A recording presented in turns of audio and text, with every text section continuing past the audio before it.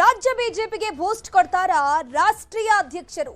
ಬೆಂಗಳೂರಿನ ಪಕ್ಷದ ಕಚೇರಿಯಲ್ಲಿ ಸರಣಿ ಸಭೆ ನಡೆಸಲಾಗ್ತಾ ಇದೆ. ನಿನ್ನೆಯಷ್ಟೇ ರಾಜ್ಯಕ್ಕೆ ಬಿಜೆಪಿಯ ರಾಷ್ಟ್ರೀಯ ಅಧ್ಯಕ್ಷರು ಬಂದಿದ್ದಾರೆ. ಇವತ್ತು ಬೆಳಗ್ಗೆ ಬಿಎಸ್ವೈ ಮನೆಯಲ್ಲಿ ಬ್ರೇಕ್ಫಾಸ್ಟ್ ಮಾಡಿ ತದನಂತರ ಬಿಜೆಪಿ ಕಚೇರಿಯಲ್ಲಿ ಸರಣಿ ಸಭೆಗಳಾಗ್ತಾ ಇದೆ. ರಾಷ್ಟ್ರೀಯ ಅಧ್ಯಕ್ಷ ನಿತಿನ್ ನಬೀನ್ ನೇತೃತ್ವದಲ್ಲಿ ಸಮಾಲೋಚನೆ ಆಗ್ತಾ ಇರೋದು. ಈ ಒಂದು ಸಭೆಗಳಲ್ಲಿ ಶಾಸಕರು, ಸಂಸದರು, ಎಂಎಲ್ಸಿಗಳು ಕೂಡ ಭಾಗಿಯಾಗಿದ್ದಾರೆ. ಜಿಲ್ಲಾ ಅಧ್ಯಕ್ಷರು ಸೇರಿ ಒಟ್ಟು 235 ಸದಸ್ಯರ ಸಭೆ ಆಗ್ತಾ ಇರೋದು. ರಾಜ್ಯ ಬಿಜೆಪಿಗೆ ನಿತಿನ್ ನಬೀನ್ ಸಂಘಟನೆಯ ಪಾಠವನ್ನ ಮಾಡಲಿದ್ದಾರೆ, ಒಗ್ಗಟ್ಟಿನ ಪಾಠವನ್ನ ಮಾಡಲಿರುವಂಥದ್ದು. ಅದಾದ ಮೇಲೆ ಮಧ್ಯಾಹ್ನ 2 ಗಂಟೆಗೆ ರಾಜ್ಯ ಬಿಜೆಪಿ ಕೋರ್ ಕಮಿಟಿ ಸಭೆ ಇರುತ್ತೆ. 2 ಗಂಟೆಗೆ ರಾಜ್ಯ ಬಿಜೆಪಿ ಕೋರ್ ಕಮಿಟಿ ಸಭೆಯ ಜೊತೆಗೆ ಈ ಕೋರ್ ಕಮಿಟಿ ಸಭೆಯಲ್ಲಿ ಭಿನ್ನಮತಕ್ಕೆ ತೇಪೆ ಹಚ್ತಾರಾ ನಿತಿನ್ ನಬೀನ್ ಅನ್ನುವಂಥ ಪ್ರಶ್ನೆ.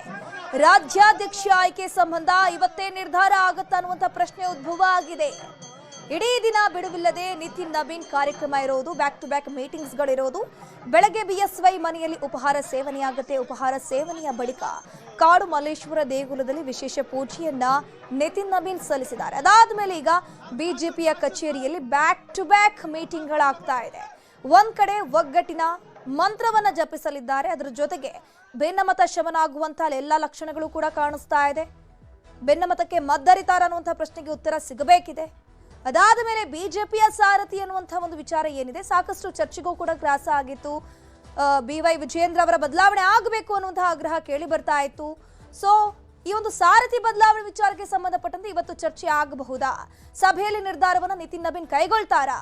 ಸೊ ಯಾರ್ಯಾರ ಪರ ಯಾರ್ಯಾರ ಒಲವಿದೆ ಅನ್ನೋದ್ರ ಬಗ್ಗೆ ಅಭಿಪ್ರಾಯವನ್ನ ಸಂಗ್ರಹಿಸಿ ಹೈಕಮಾಂಡ್ಗೆ ಉತ್ತರವನ್ನ ನೀಡುವಂತ ಕೆಲಸ ಆಗಬಹುದಾ? ಸೊ ಸಾರಥಿ ಬದಲಾವಣೆಯ ಬಗ್ಗೆ ಒಂದು ಪ್ರಶ್ನೆಗೆ ಉತ್ತರ ಇವತ್ತೇ ಸಿಗತ್ತಾ ಅನ್ನುವಂಥ ಪ್ರಶ್ನೆ ಕೂಡ ಈಗ ಎಲ್ಲರಲ್ಲೂ ಉದ್ಭವ ಆಗಿರೋದು. ಸೊ ಬೆಳಗ್ಗಿನಿಂದಲೂ ನಿತಿನ್ ನಬೀನ್ ಅವರ ಬ್ರೇಕ್ಫಾಸ್ಟ್ ಇಂದ ಹಿಡಿದಿರೋದು, ಕಾಡು ಮಲ್ಲೇಶ್ವರ ದೇವಸ್ಥಾನದಲ್ಲಿ ಪೂಜೆ ಪುರಸ್ಕಾರಗಳು, ಅದ್ರ ಜೊತೆಗೆ ಯಾವ ರೀತಿ ಮೀಟಿಂಗ್ಗಳಾಗ್ತಾ ಇತ್ತು ಅದರೆಲ್ಲದ್ರ ಬಗ್ಗೆ ನೀವು 3 ದೃಶ್ಯವನ್ನ ಸ್ಕ್ರೀನ್ ಅಲ್ಲಿ ನೋಡ್ತಾ ಇದ್ದೀರಾ. ಇದ್ರ ಬಗ್ಗೆ ಹೆಚ್ಚಿನ ಮಾಹಿತಿ ನೀಡ್ತಾ ಹೋಗ್ತಾರೆ ನಮ್ಮ ಪ್ರತಿನಿಧಿ ಕೃಷ್ಣ. ನೇರ ಸಂಪರ್ಕದಲ್ಲಿ ಜಾಯಿನ್ ಆಗಿದ್ರೆ ಕೃಷ್ಣ, ಈಗ ನಿತಿನ್ ನಬೀನ್ ಅವರು ಬ್ಯಾಕ್ ಟು ಬ್ಯಾಕ್ ಮೀಟಿಂಗ್ ಮಾಡ್ತಾ ಇದ್ರೆ ಸದ್ಯ ಯಾವ ಬಗ್ಗೆ ಮೀಟಿಂಗ್ ಆಗ್ತಾ ಇದೆ, ನೆಕ್ಸ್ಟ್ ಯಾವ ಮೀಟಿಂಗ್ ಇರುತ್ತೆ, ಅದ್ರ ಜೊತೆಗೆ ರಾಜ್ಯಾಧ್ಯಕ್ಷರ ಬದಲಾವಣೆ ಕೂಗು ಭಾರಿ ಕೇಳಿ ಬರ್ತಾ ಇತ್ತಲ್ಲ, ಇವತ್ತೇ ಆ ಒಂದು ಪ್ರಶ್ನೆಗೆ ಉತ್ತರ ಸಿಗತ್ತಾ? ಬದಲಾವಣೆ ಪರ್ವ ಬರ್ಬಹುದಾ ಹೇಗೆ? ಧನುಷಿ, ಆ ರೀತಿಯಾದಂತಹ ಒಂದು ನಿರೀಕ್ಷೆಯಲ್ಲಿ ಕಾರ್ಯಕರ್ತರಲ್ಲಿದ್ದಾರೆ. ಆದರೆ ಎಲ್ಲೊಂದು ಕಡೆ ಈಗ ಇವತ್ತು ನಿತಿನ್ ನಬೀನ್ ಅವರು ರಾಜ್ಯಾಧ್ಯಕ್ಷ ಆಯ್ಕೆ ವಿಚಾರವಾಗಿ ಒಂದು ನಿರ್ಧಾರವನ್ನ ಘೋಷಣೆ ಮಾಡುವಂತ ಅನುಮಾನ ಆಗಿದೆ. ಯಾಕಂದ್ರೆ ಅವರು ಮೊಟ್ಟ ಮೊದಲ ಬಾರಿಗೆ ರಾಜ್ಯಕ್ಕೆ ಬಂದಿರತಕ್ಕಂಥ ಸಂದರ್ಭದಲ್ಲಿ ಸಂಘಟನಾತ್ಮಕವಾಗಿ ಯಾವ ರೀತಿಯಾಗಿ ತಮ್ಮ ಮುಂದಿನ ಕಾರ್ಯತಂತ್ರವನ್ನು ರೂಪಿಸಬೇಕು ಅನ್ನೋ ನಿಟ್ಟಿನಲ್ಲಿ ಮಾತ್ರ ಒಂದಷ್ಟು ಸಲಹೆ ಸೂಚನೆಗಳನ್ನ ಈಗಾಗಲೇ ಕೊಡ್ತಾ ಇರುವಂತದ್ದು. ಹಾಗಾಗಿನೇ ಈಗಾಗಲೇ ಕೇಂದ್ರದ ವೀಕ್ಷಕರ ತಂಡ ಬಿಜೆಪಿ ರಾಜ್ಯಾಧ್ಯಕ್ಷ ಆಯ್ಕೆ ವಿಚಾರವಾಗಿ ಅಭಿಪ್ರಾಯವನ್ನು ಸಂಗ್ರಹ ಕೂಡ ಆಗಿದೆ. ಅದನ್ನು ಸಂಗ್ರಹದ ವರದಿಯನ್ನು ಕೂಡ ಹೈಕಮಾಂಡ್ ನಾಯಕರಿಗೆ ಸಲ್ಲಿಕೆಯನ್ನು ಮಾಡಲಾಗಿದೆ. ಮತ್ತೆ ನಿತಿನ್ ನಬೀನ್ ಅವರು ಕೂಡ ಯಾವೆಲ್ಲ ನಾಯಕರು ಏನೆಲ್ಲ ಹೇಳಿದ್ದಾರೆ ಅದರ ಬಗ್ಗೆ ಕೂಡ ಈಗಾಗಲೇ ಅವಲೋಕನ ಕೂಡ ಮಾಡಿದ್ದಾರೆ. ಅದಾದ ಬಳಿಕವಾಗಿ ಈಗ ರಾಜ್ಯಕ್ಕೆ ಬಂದಿರತಕ್ಕಂಥದ್ದು. ಇವತ್ತು ಬೆಳಗ್ಗೆ ಯಡಿಯೂರಪ್ಪನವರು ಕೂಡ ಭೇಟಿಯನ್ನ ಮಾಡಿದ್ರು. ಭೇಟಿ ಮಾಡಿದ ಸಂದರ್ಭದಲ್ಲಿ ಅವ್ರ ಜೊತೆ ಚರ್ಚೆ ಕೂಡ ಮಾಡಿದ್ದಾರೆ, ಮತ್ತೆ ಮಾರ್ಗದರ್ಶನ ಕೂಡ ಪಡ್ಕೊಂಡಿದ್ದಾರೆ. ಯಾವ ರೀತಿಯಾಗಿ ಬರ್ತಕ್ಕಂಥ ದಿನಗಳಲ್ಲಿ ರಾಜ್ಯ ಬಿಜೆಪಿಯನ್ನ ಮೇಲಕ್ಕೆತ್ತುವಂತದ್ದು, ಮತ್ತೆ 2022 ಚುನಾವಣೆಯಲ್ಲಿ ಮತ್ತೆ GBI ಚುನಾವಣೆಯಲ್ಲಿ ಅಧಿಕಾರ ಹಿಡಿಯೋದಕ್ಕೆ ಯಾವ ರೀತಿಯಾಗಿ ತಂತ್ರಗಾರಿಕೆಯನ್ನು ಮಾಡಬೇಕು ನಿಟ್ಟಿನಲ್ಲಿ ಇದು ಸಂದರ್ಭದಲ್ಲಿ ಇಲ್ಲೊಂದು ಕಡೆ BS ಯಡಿಯೂರಪ್ಪನವರು ತಮ್ಮ ಪುತ್ರನ ಪರವಾಗಿ ಬ್ಯಾಟಿಂಗ್ ಅನ್ನ ಮಾಡಿದ್ದಾರೆ ಅನ್ನೋದು. ಅಂದ್ರೆ ಈಗಾಗಲೇ ರಾಜ್ಯಾಧ್ಯಕ್ಷರಾಗಿ ಚೆನ್ನಾಗಿ ಕೆಲಸವನ್ನು ಮಾಡ್ತಾ ಇದ್ದಾರೆ. ಎಲ್ಲ ನಾಯಕರಲ್ಲೂ ಕೂಡ ಒಟ್ಟಾಗಿ ತೆಗೆದುಕೊಂಡು ಹೋಗುವಂತ ಕೂಡ ಕೆಲಸವನ್ನು ಮಾಡ್ತಾ ಇದ್ದಾರೆ. ಹಾಗಾಗಿ ಅವ್ರನ್ನ ಮುಂದುವರಿಸುವ ನಿಟ್ಟಿನಲ್ಲಿ ಕೂಡ ನೀವು ಸೂಕ್ತವಂತ ನಿಲುವನ್ನು ತೆಗೆದುಕೊಳ್ಳಿ ಅನ್ನುವಂಥದ್ದು. ಅದಾದ ಬಳಿಕವಾಗಿ ನಿತಿನ್ ನಬೀನ್ ಅವರು ರಾಜ್ಯ ಬಿಜೆಪಿಗೆ ಕಚೇರಿಗೆ ಬಂದು ಸತತ 1.5 ಗಂಟೆಗಳಿಂದನೂ ಕೂಡ ಸಭೆಯನ್ನು ಮಾಡ್ತಾ ಇರುವಂತದ್ದು. ಅಲ್ಲಿ ಸಭೆಯಲ್ಲಿ ಪರಿಷತ್ ಸದಸ್ಯರು ಮತ್ತೆ ಶಾಸಕರು, ಸಂಸದರು ಮತ್ತೆ ಪದಾಧಿಕಾರಿಗಳು ಎಲ್ಲರೂ ಕೂಡ ಸಭೆಯಲ್ಲೂ ಕೂಡ ಭಾಗವಹಿಸಿರ್ತಕ್ಕಂಥದ್ದು. ಇನ್ನೂ ಕೂಡ 1.5 ಗಂಟೆಗಳಿಂದನೂ ಕೂಡ ಸಭೆಯನ್ನು ಕೂಡ ನಿತಿನ್ ನಬೀನ್ ಕೂಡ ನಡೆಸ್ತಾ ಇದ್ದಾರೆ. ಇನ್ನೂ ಕೂಡ ಅವರು ಹೊರಗಡೆ ಬಿಡುವಂತ ಒಂದು ಕೆಲಸವನ್ನು ಕೂಡ ಮಾಡಿಲ್ಲ. ಇಲ್ಲೊಂದು ಕಡೆ ಈಗಾಗಲೇ ರಾಜ್ಯದಲ್ಲಿ ವಾತಾವರಣ ರಾಜ್ಯ ಬಿಜೆಪಿಗೆ ಚೆನ್ನಾಗಿದೆ. ಅದನ್ನ ಬಳಸಿಕೊಳ್ಳೋದ್ರ ಮುಖಾಂತರವಾಗಿ ಇಲ್ಲೊಂದು ಕಡೆ ಕಾಂಗ್ರೆಸ್ ಸರ್ಕಾರದ ವೈಫಲ್ಯಗಳನ್ನ ಜನರಿಗೆ ತಲುಪಿಸುವಂತದ್ದು, ಮತ್ತೆ ಎಲ್ಲರೂ ಕೂಡ ಒಗ್ಗಟ್ಟಾಗಿ ಸಂಘಟನಾತ್ಮಕವಾಗಿ ಇಲ್ಲೊಂದು ಕಡೆ 2022 ಚುನಾವಣೆಯನ್ನು ಎದುರಿಸಿದ್ರೆ ಪಕ್ಷ ಅಧಿಕಾರಕ್ಕೆ ಬರಬಹುದು. ಈಗಾಗಲೇ ಪಶ್ಚಿಮ ಬಂಗಾಳದಲ್ಲೂ ಕೂಡ ನಾವು ಅಧಿಕಾರಕ್ಕೆ ಬಂದಿದ್ದೀವಿ, ಅಲ್ಲಿ ನೆಲೆನೇ ಇರಲಿಲ್ಲ ಪಕ್ಷ. ಆದರೆ ಕರ್ನಾಟಕದಲ್ಲಿ ಬಿಜೆಪಿಯಿಂದ ಅಧಿಕಾರದಲ್ಲಿದ್ದಂತ ಪಕ್ಷ, ಆದರೆ ಆಂತರಿಕವಾಗಿ ಜಗಳ ಆಗಿರ್ಬೋದು, ಮತ್ತೆ ಭಿನ್ನಮತ ಆಗಿರ್ಬೋದು, ಮತ್ತೆ ಸಾಕಷ್ಟು ಕಾಂಗ್ರೆಸ್ ಸರ್ಕಾರದ ವೈಫಲ್ಯಗಳನ್ನ ಜನರಿಗೆ ತಲುಪಿಸುವಂತ ನಿಟ್ಟಿನಲ್ಲಿ ಒಂದು ರೀತಿ ಒಗ್ಗಟ್ಟಿನ ಕೊರತೆ ಇರುವಂತದ್ದು. ಮತ್ತೆ ಹಾಲಿ ರಾಜ್ಯಾಧ್ಯಕ್ಷರ ವಿರುದ್ಧವಾಗಿನೇ ಒಂದಷ್ಟು ಬಣ ಏನಿದೆ ಅದು ಸಾಕಷ್ಟು ತಂತ್ರಗಾರಿಕೆ ಮಾಡಿ ಮಾಡಿರ್ತಕ್ಕಂಥ ಸಂದರ್ಭದಲ್ಲಿ ಸಹಜವಾಗಿಯೇ ಆ ಒಂದು ವಿಚಾರ ಕಾರ್ಯಕರ್ತರಿಗೆ ಬೇಸರವನ್ನು ತಂದಿರುವಂತದ್ದು. ಈ ಎಲ್ಲಾ ವಿಚಾರಗಳನ್ನ ಪ್ರಸ್ತಾಪವನ್ನು ಮಾಡೋದ್ರ ಮುಖಾಂತರವಾಗಿ ಮತ್ತೆ ನರೇಂದ್ರ ಮೋದಿ ಅವರು ಯಾವ ರೀತಿಯಾಗಿ 12 ವರ್ಷಗಳ ಕಾಲ ಕೇಂದ್ರದಲ್ಲಿ ದೇಶದಲ್ಲಿ ಈ ಕೆಲಸವನ್ನ ಮಾಡ್ತಾ ಇದ್ದಾರೆ, ಆ ಒಂದು ವಿಚಾರಗಳನ್ನ ಕಾರ್ಯಕರ್ತರಿಗೆ ತಲುಪಿಸೋದ್ರ ಮುಖಾಂತರವಾಗಿ ಎಲ್ಲ ಒಂದು ಕಡೆ ಸಂಘಟನಾತ್ಮಕವಾಗಿ ಹೋಗಿ ಅನ್ನೋ ಒಂದು ಸಂದೇಶವನ್ನ ಇದೀಗ ನಿತಿನ್ ಅಭಿನವ್ ಅವರು ಕೊಡ್ತಾ ಇರುವಂತದ್ದು. ಇನ್ನೇನು ಕೆಲವು ಹೊತ್ತಿನಲ್ಲಿ ಆ ಒಂದು ಸಂಘಟನಾತ್ಮಕ ಸಭೆ ಕೂಡ ಮುಕ್ತಾಯ ಆಗುತ್ತೆ.